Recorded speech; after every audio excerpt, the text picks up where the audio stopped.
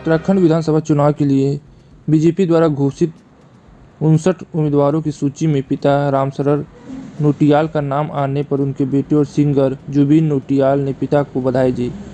जुबिन ने ट्वीट पर लिखा, श्री पुष्कर सिंह धामी के शानदार नेतृत्व में मेरे पिता को चकराता से टिकट मिलने पर बधाई। पहाड़ों का वक्त आ गया है।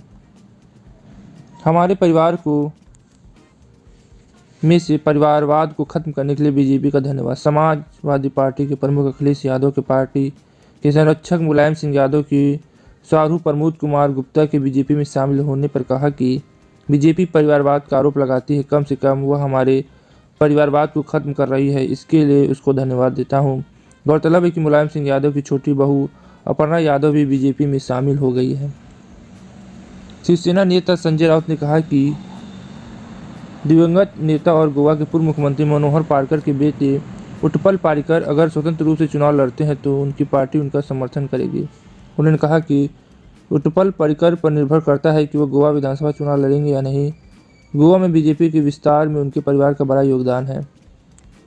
निर्भया गैंगरेप केस में पीड़िता के परिवार की वकील रही सीमा कुशवाहा उत्तर प्रदेश विधानसभा चुनाव से पहले गुरुवार को बसपा में शामिल हुई। कुशवाहा ने कहा, मैंने निर्भया केस में 4 दरिंदों को फांसी की सजा दिलाई। आखिर वह बेटी दरिंदगी का शिकार क्यों हुई? सबसे बड़ा कारण था कानून व्यवस्था की विफलता, लेकिन मायावती जी के कार्यक्रम में बेटियां सुरक्षित थी। उत्तर प्रदेश के उप मुख्यमंत्री केशव प्रसाद मौर्य ने गुरुवार को दावा किया कि आगामी विधानसभा चुनाव में बीजेपी 300 से ज़्यादा सीटें जीतेगी। मौर्य ने कहा, समाजवादी पार्टी में भगदड़ मची हुई है, वह समाप्त पार्टी की ओर बढ़ रही है। उन्होंने आगे कहा कि सपा का गठबंधन केवल अपराधियों, माफिया और गुंडों के बलबूते चुनाव जीतना चाहता है।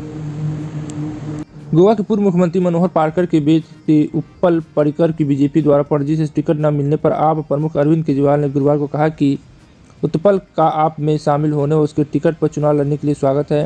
उन्होंने कहा कि गोवावासियों को बहुत दुख हुआ है कि बीजेपी ने पार्कर परिवार के साथ भी यूज एंड थ्रो की नीति अपनाई है।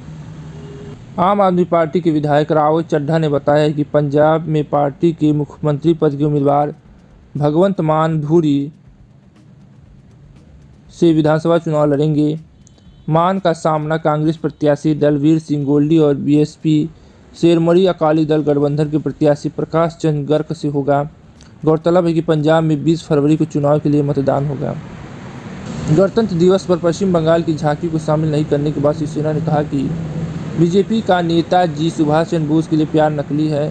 शिवसेना ने अपने मुखपत्र सामना में लिखा कि बीजेपी नेताजी के नाम पर वोट मांगे। उनके रिश्तेदार बेटी अनीता बोस ने भी बीजेपी पर नेताजी का नाम राजनीति के लिए इस्तेमाल करने के लिए आरोप लगाया है। उत्तर प्रदेश की विधायक अदिति सिंह ने बीजेपी में शामिल होने के 2 माह बाद गुरुवार को विधानसभा की सदस्यता से इस्तीफा दे दिया और कांग्रेस को भी प्राथमिकता सदस्यता से इस्तीफा भेजा है।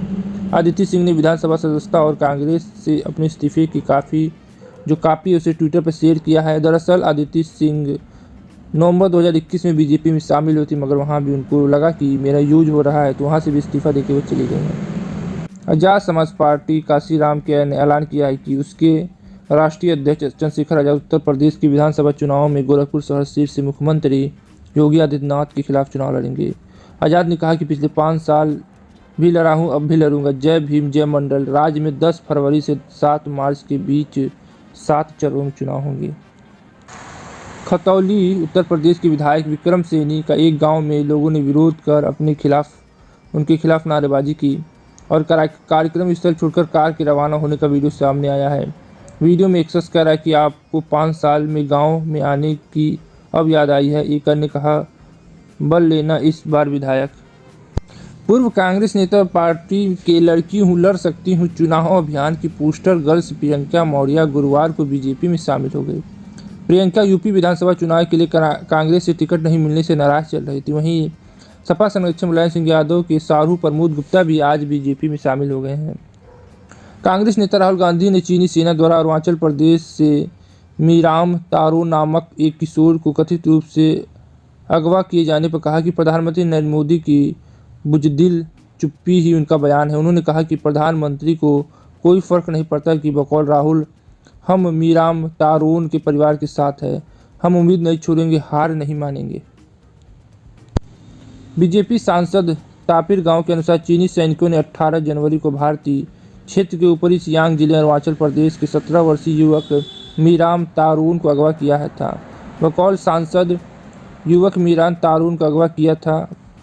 चीनी सैनिकों से बचकर आए तौरान के दोस्त ने अधिकारियों को इस बारे में सूचना दी। उन्होंने भारत सरकार के युवक की जल्द रिहाई करने की अपील भी की है और चीनी सेना ने इसको अपहरण कर लिया है। बहुत दुखद की बात है। और मोदी सरकार अभी तक क्या कर रही है। कांग्रेस नेता राहुल गांधी ने बुधवार को कहा कि उन्हें डर है कि कहीं प्रधानमंत्री नरेंद्र मोदी लद्दाख के वास्तविक नियंत्रण रेखा LAC के पास चीनी द्वारा बनाए जा रहे अवैध पुल का उद्घाटन करने न पहुंच जाएं। राहुल ने पुल की कथित सैटेलाइट तस्वीरें साझा करते हुए कहा कि हमारे देश में चीन एक कूटनीति पुल का निर्माण करा और मोदी सिर्फ चुनाव में बिजी हैं और कहीं पूरे अरुणाचल प्रदेश को भी ना ले ले चीन। तो आज के लिए बस इतना, फिर मिलते नए वीडियो में नए समाचार के साथ। जय हिंद, जय भारत।